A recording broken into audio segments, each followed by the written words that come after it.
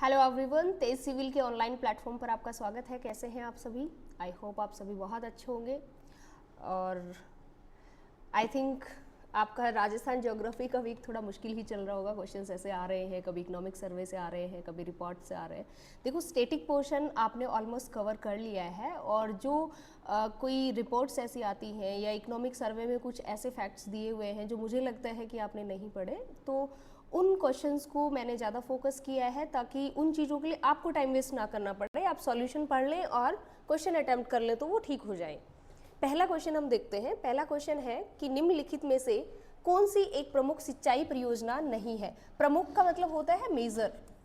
अगर हिंदी हम ट्रांसलेशन देखेंगे, मेजर या वृहत भी लिखा हुआ आपको मिल सकता है। ठीक है, तो ये जो सिंचाई परियोजना है, इनमें से कौन सी मेजर सिंचाई जो इरिगेशन प्रोजेक्ट है वो नहीं है। तो यहाँ पर काली तीर, परवन, पीपल खूट, ये है क्या? हाँ, ये तीनों के तीनों मेजर है। और ये जो गागरिन प्रोजेक्ट है, गागरिन प्रोजेक्ट कैसे है? मीडियम प्रोजेक्ट है। कैसी परियोजना है ये? मध्यम। ठीक है, तो इसका आंसर क्या आ जाएगा? 4।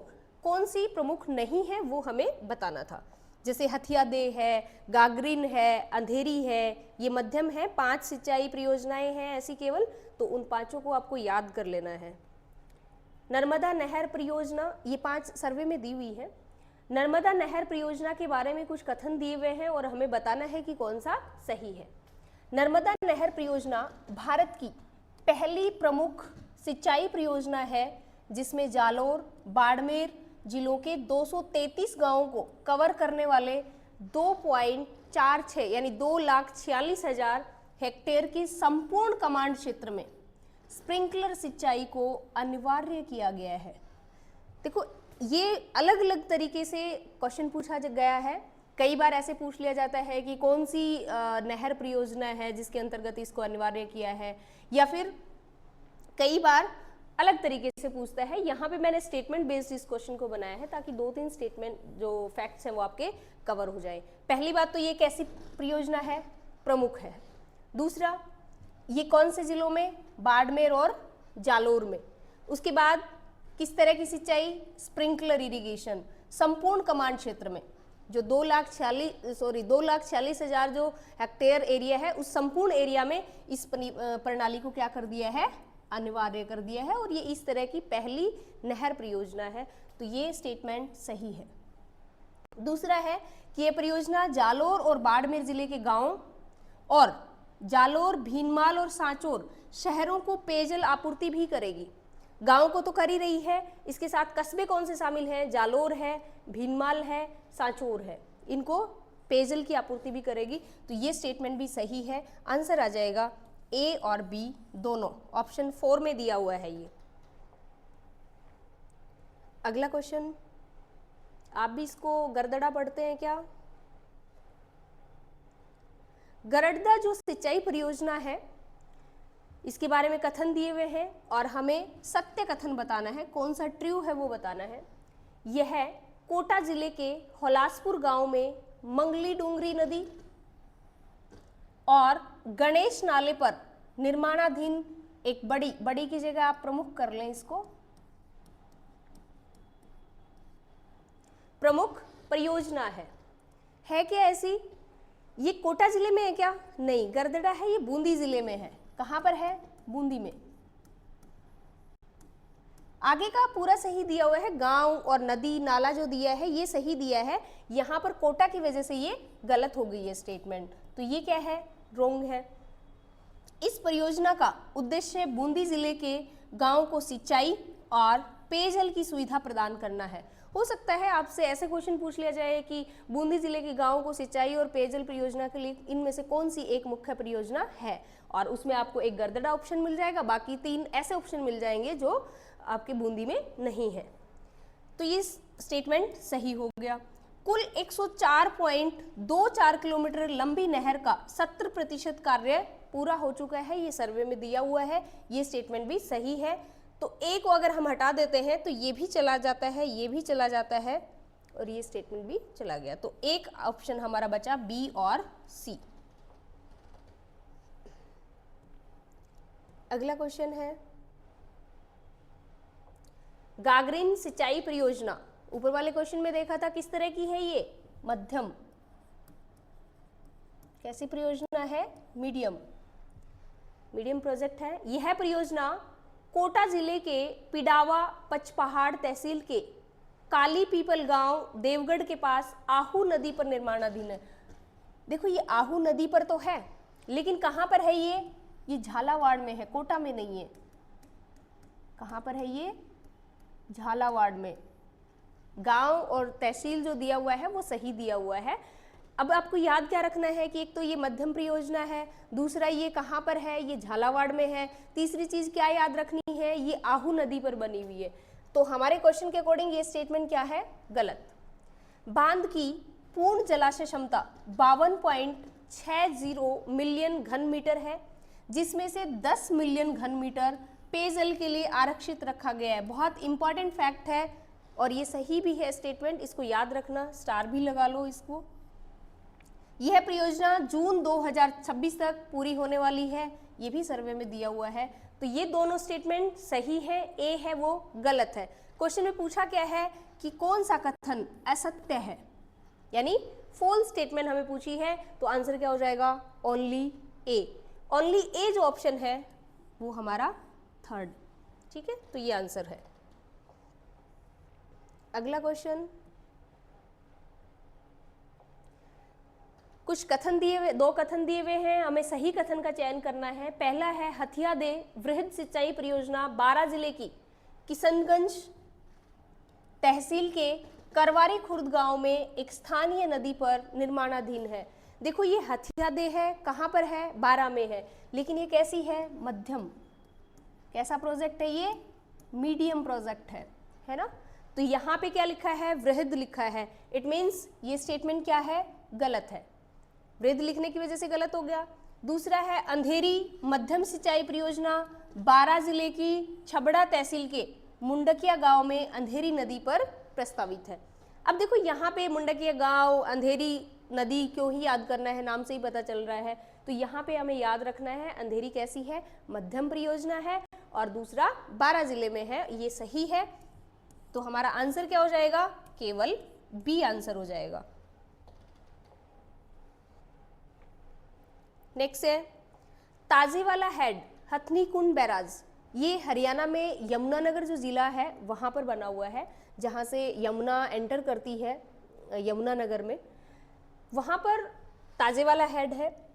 ताजेवाला हेड से राजस्थान में पानी लाने के लिए सॉरी, राजस्थान और हरियाणा के बीच 17 फरवरी 2024 को एक समझौता ज्ञापन पर हस्ताक्षर किए गए हैं।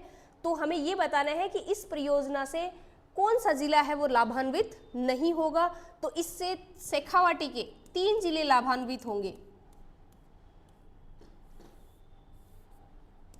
शेखावाटी के 3 जिले, जो 3 जिले हैं उनको मिलाकर ही शेखावाटी बोलते हैं। कौन कौन से हैं, चूरू, झुंझुनू और सीकर। तो चूरू, झुंझुनू, सीकर, तो कौन सा आंसर आ जाएगा, अलवर आ जाएगा। अलवर को इससे फायदा नहीं मिलने वाला है। अभी फिलहाल के लिए 3 जिले ही शामिल हैं, हो सकता है आने वाले टाइम में बाकी जिलों को शामिल किया जाए। कर्म भूमि से मातृभूमि अभियान शुरू किया गया। सबसे पहले तो हमें पता हो कि कर्म भूमि से मातृभूमि अभियान है क्या। ये अभियान है 15 जनवरी 2025 को चलाया गया था।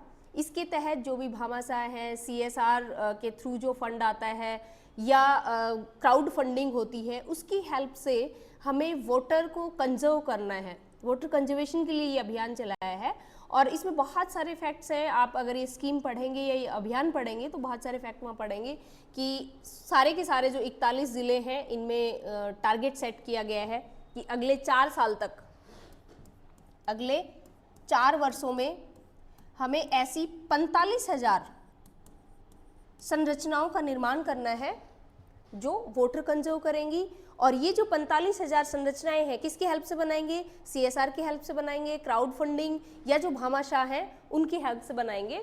और एक और भी फैक्ट है कि 2025-26 जो ईयर है उसमें कलेक्टर्स को बाउंड किया गया था कि आपको एटलीस्ट हर जिले में 125 ऐसी संरचनाएं आवश्यक रूप से बनानी है। तो ये कब शुरू हुई थी? 15 जनवरी 2025 को। ये जो डेट है ये काफी इंपॉर्टेंट डेट है, इसको आप स्टार लगा सकते हैं। अगला है, कथन दिए हुए हैं, सही कथन हमें चूज करना है। गंगा दशहरा और विश्व पर्यावरण दिवस के अवसर पर माननीय मुख्यमंत्री ने 5 जून से 20 जून 2025 तक राज्य भर में वंदे गंगा जल संरक्षण जन अभियान का शुभारंभ किया। देखो इसके तो नाम से ही पता चल रहा है, जल संरक्षण जन अभियान है ये, और ये कब किया था? 5 जून से 20 जून के बीच। तो ये स्टेटमेंट सही है। इस अभियान का मुख्य उद्देश्य जन जागरूकता के माध्यम से जल संचयन और जल संरक्षण को जन आंदोलन बनाना है। ये स्टेटमेंट भी सही है, ये इसका मुख्य उद्देश्य है। तो हमें आंसर चूज करना है सही वाला, क्या हो जाएगा? Both A and B. अगला है सॉरी,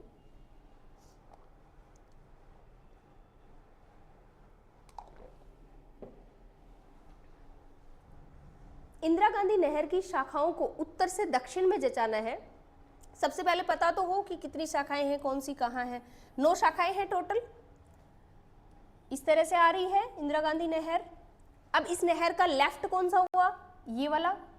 और राइट कौन सा हुआ? ये वाला, है ना। तो राइट साइड में तो कितनी है? 8 शाखाएं हैं, और एक लेफ्ट में है रावतसर शाखा।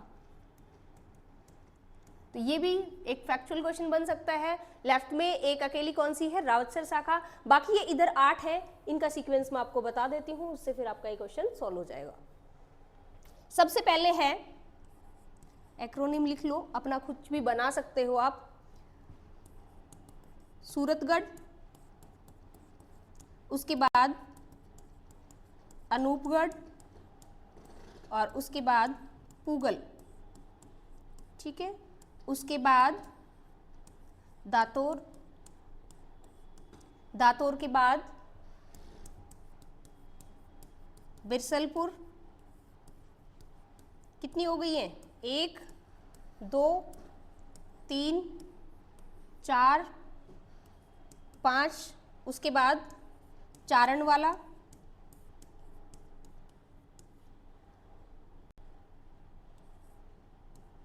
चारण वाला, ये 6 नंबर का हो गया। फिर शहीद बीरबल,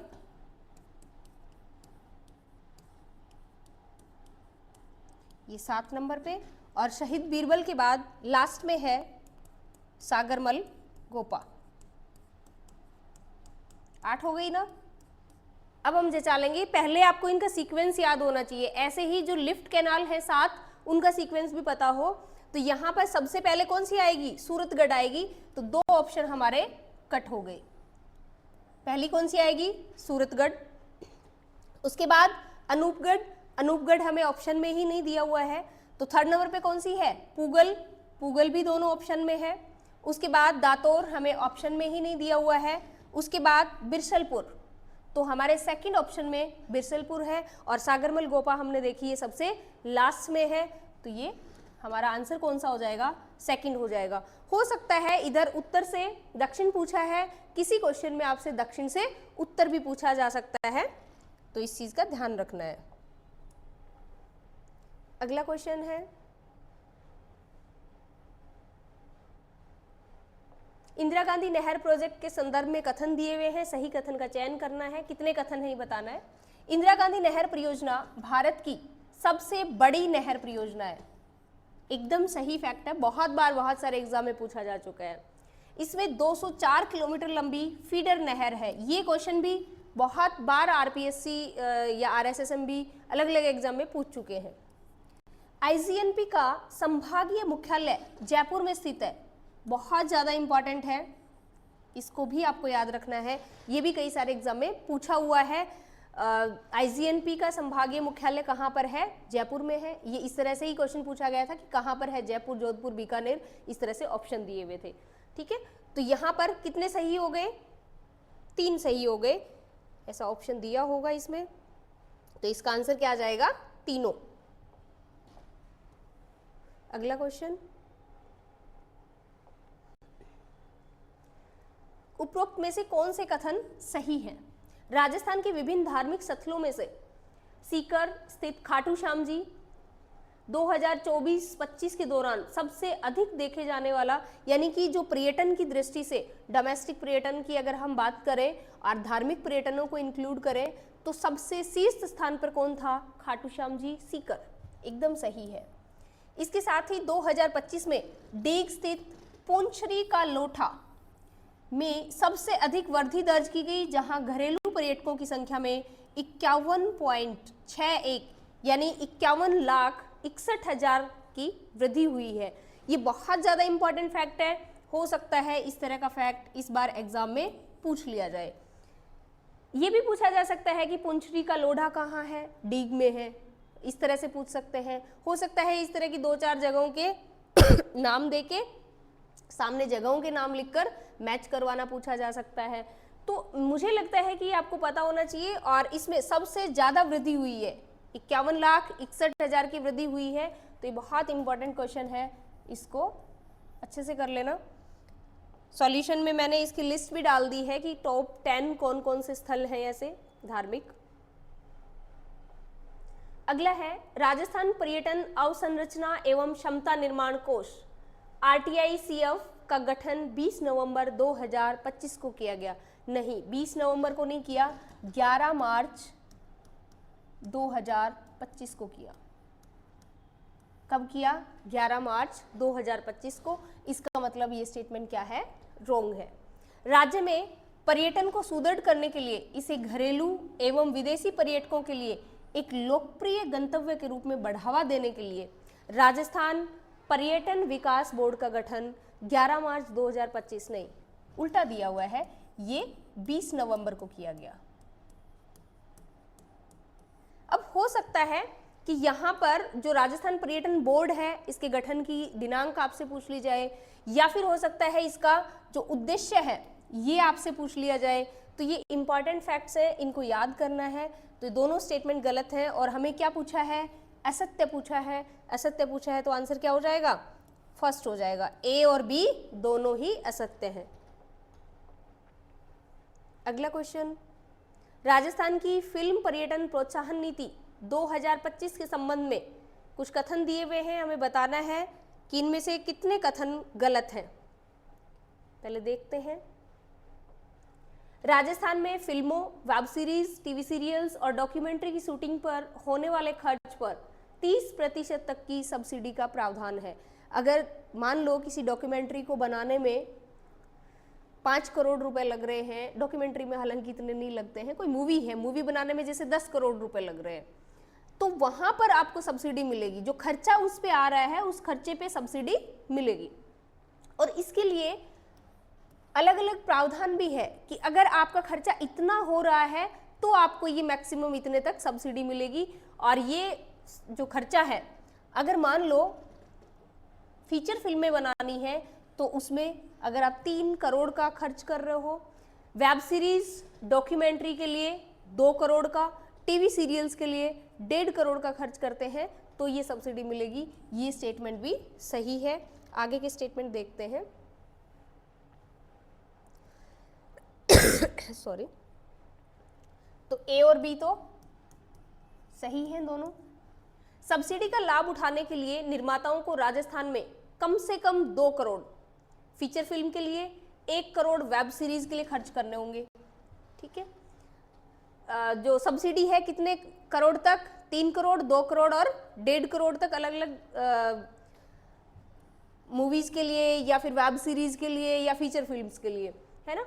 और डॉक्यूमेंट्री के लिए कोई न्यूनतम खर्च सीमा निर्धारित नहीं है। हो सकता है कि आपको देख के ऐसे लगाओ कि ऐसा थोड़ी हो सकता है कि फीचर फिल्मों में 2 करोड़ की सीमा निर्धारित करी है और वेब सीरीज के लिए, टीवी सीरियल के लिए 1 करोड़ की निर्धारित की है, तो कुछ ना कुछ तो डॉक्यूमेंट्री में होगा। नहीं, ऐसा नहीं है। डॉक्यूमेंट्री में चाहे आप 50,000 का खर्चा कर रहे हैं, चाहे 1 लाख का खर्चा कर रहे हैं, कितना भी कर रहे हो, मिनिमम कोई अमाउंट निर्धारित नहीं किया है। लेकिन अगर आप टीवी सीरियल बनाते हैं, वेब सीरीज बनाते हैं, तो आपका खर्चा 1 करोड़ हुआ हो और फीचर फिल्म बनाई हो तो आपका 2 करोड़ खर्चा हुआ हो, तो आप इस सब्सिडी के लिए एलिजिबल हैं।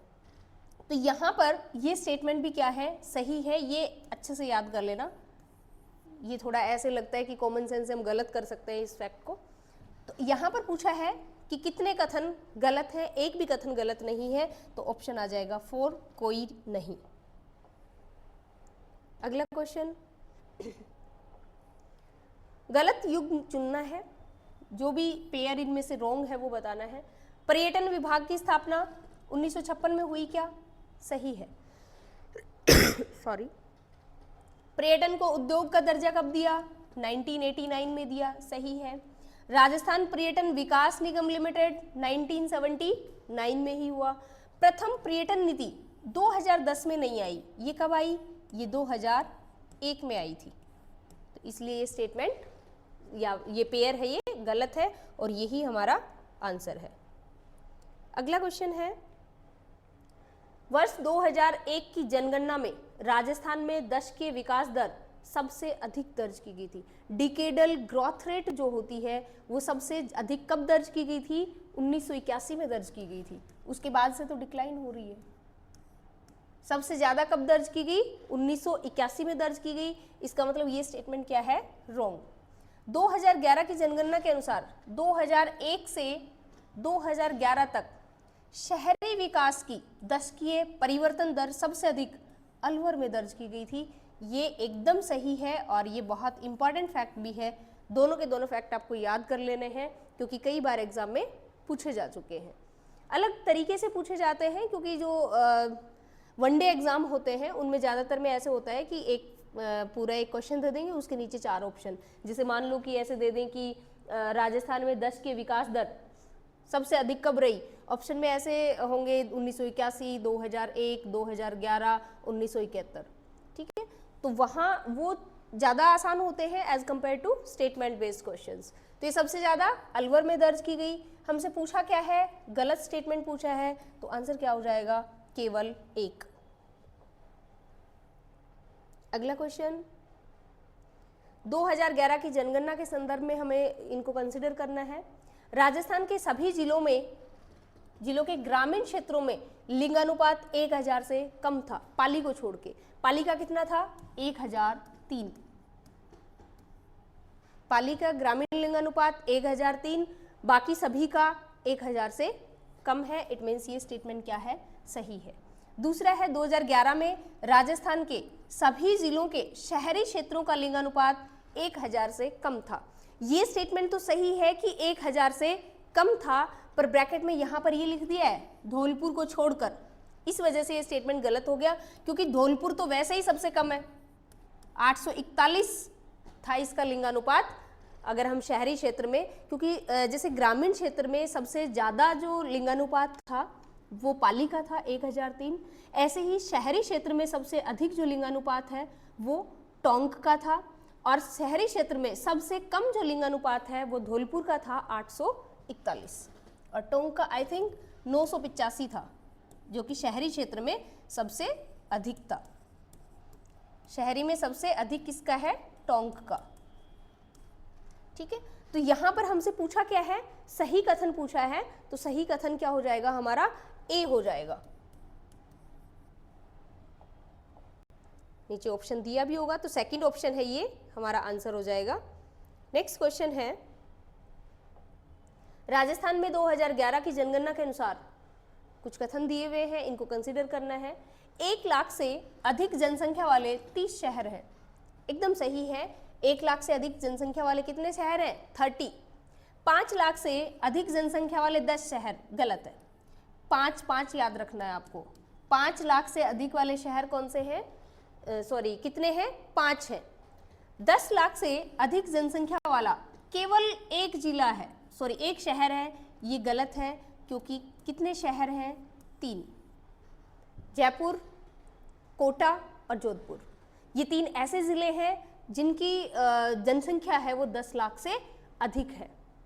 तो इन शहरों की जनसंख्या, तो यहाँ पर ये दोनों स्टेटमेंट गलत हो गए। और हमसे पूछा क्या है कि कौन सा कथन सही है, तो केवल एक सही है। नेक्स्ट क्वेश्चन है, ये भी जनगणना से ही संबंधित है। प्रतापगढ़ में महिला साक्षरता दर सबसे कम है क्या? नहीं। कहाँ है सबसे कम? जालोर में।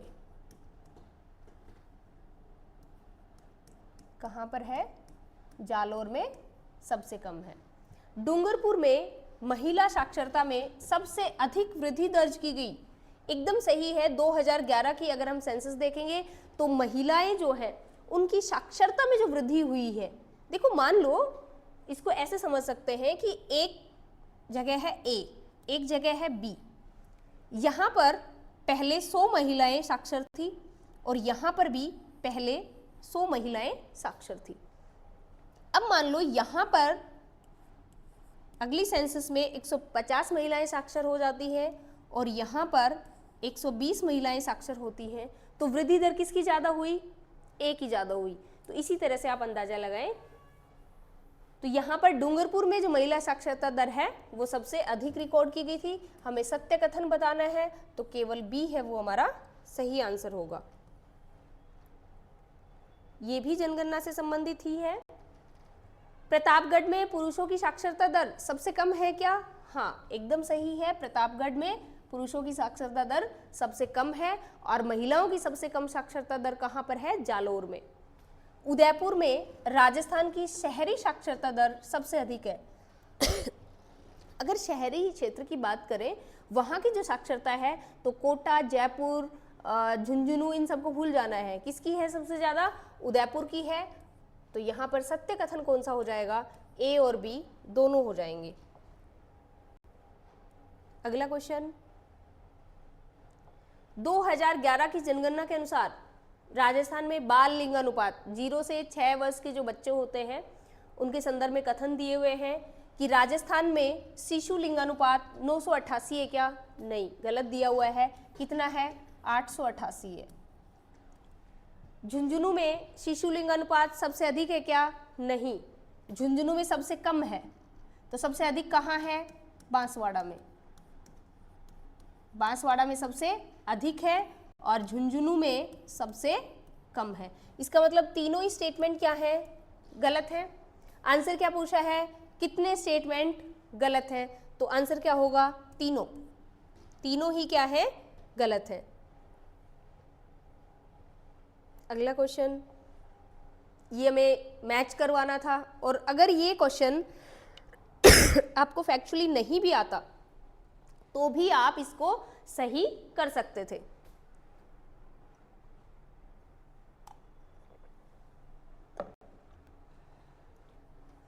ग्रामीण लिंगानुपात, शहरी लिंगानुपात, ग्रामीण बाल लिंगानुपात और शिशु लिंगानुपात। आपको पता हो कि एक तो जो सामान्य लिंगानुपात होता है वो थोड़ा हमारा ज़्यादा है एज कंपेयर टू बाल लिंगानुपात। सारे डेटा अगर आप उठाकर देखेंगे। अब ग्रामीण और शहरी में भी कहाँ ज़्यादा होगा?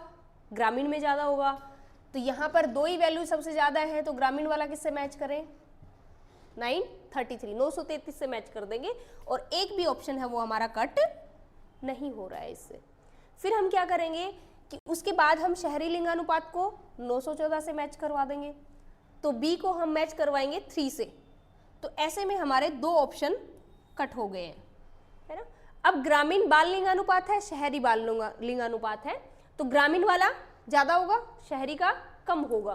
तो ग्रामीण को हम मैच करवाएंगे 892 से और शहरी को करवाएंगे 874 से। तो सी को हम मैच करवाएंगे 2 से। तो यहाँ पर थर्ड जो ऑप्शन है ये हमारा आंसर होगा।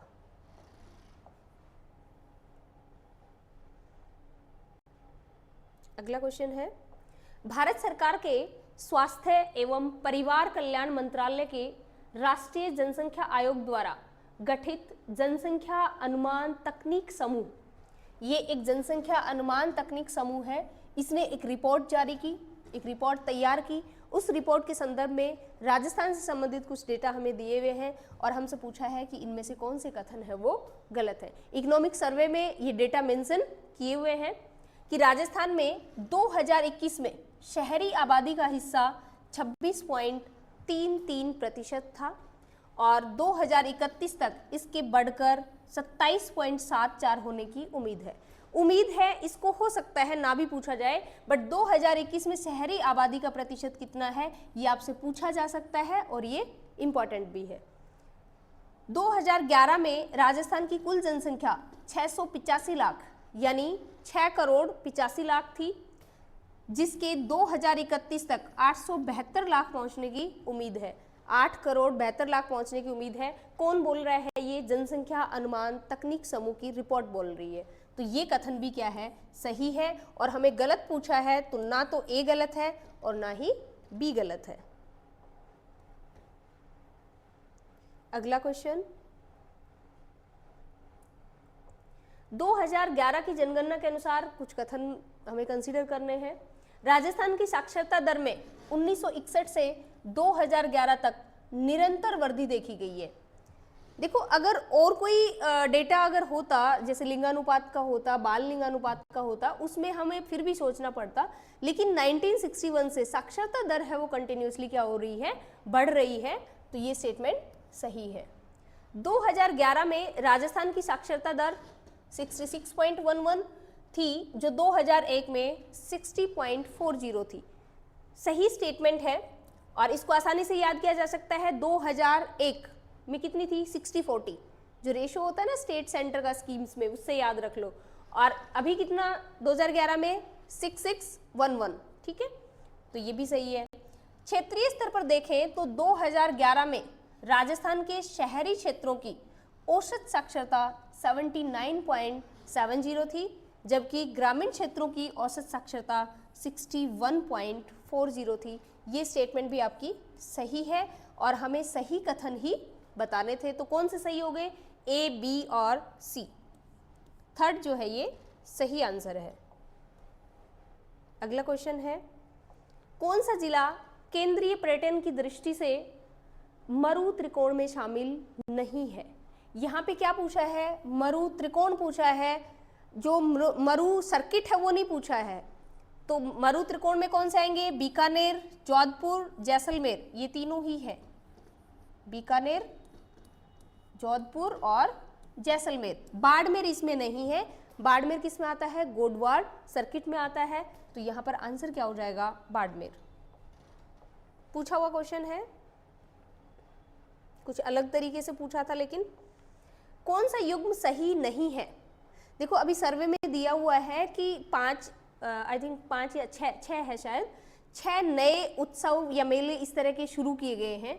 तो उनके बारे में हमें पता हो कि एटलीस्ट इतना पता हो कि ये कौन सा कहाँ ऑर्गेनाइज करवाया जा रहा है। कांजा उत्सव कहाँ होगा? कांजा उत्सव होता है भरतपुर में।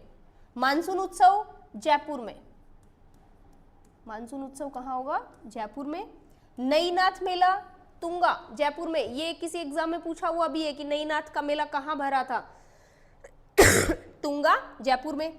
ऊंट मेला बीकानेर में, ये आपको पता ही होगा। तो कौन सा आ जाएगा गलत मैच?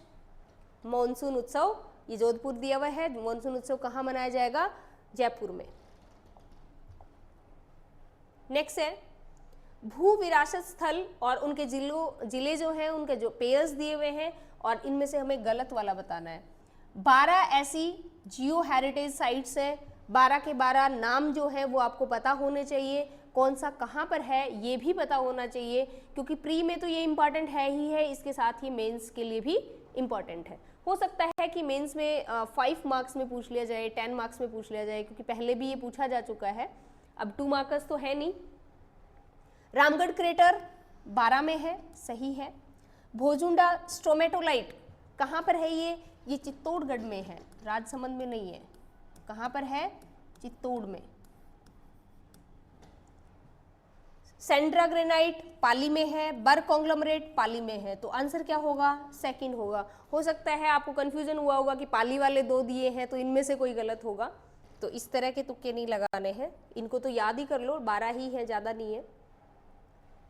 नेक्स्ट है, राजस्थान की दी गई हवेलियों पर विचार करें।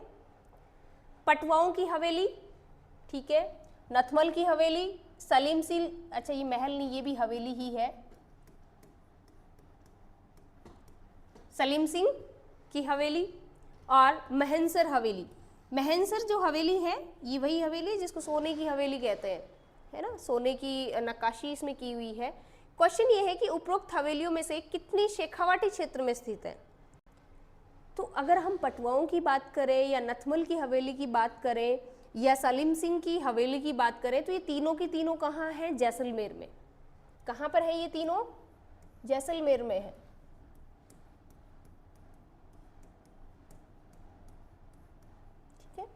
और महनसर की हवेली ये किस में पड़ेगी?